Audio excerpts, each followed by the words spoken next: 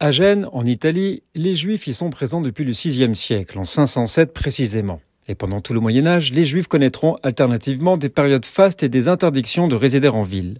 Leur présence sera sporadique, et ce n'est qu'en 1848 que les Juifs seront totalement émancipés et auront les mêmes droits que leurs concitoyens chrétiens, avant que malheureusement la communauté ne soit totalement décimée pendant la Seconde Guerre mondiale, après l'invasion de l'Italie par l'armée allemande.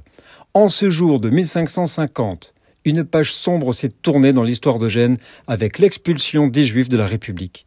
Cette décision, prise par le Sénat de la ville, a marqué la fin d'une présence séculaire de cette communauté qui avait contribué à la prospérité et à la culture de Gênes.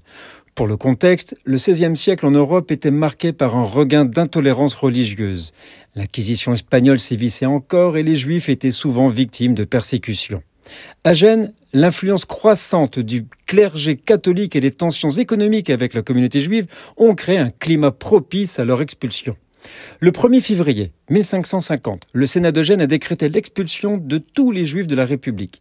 La décision fut motivée par des accusations de pratiques religieuses hérétiques et d'usure.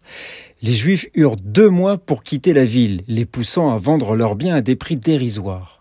Le 2 avril 1550, environ 1500 Juifs quittèrent Gênes pour des destinations incertaines.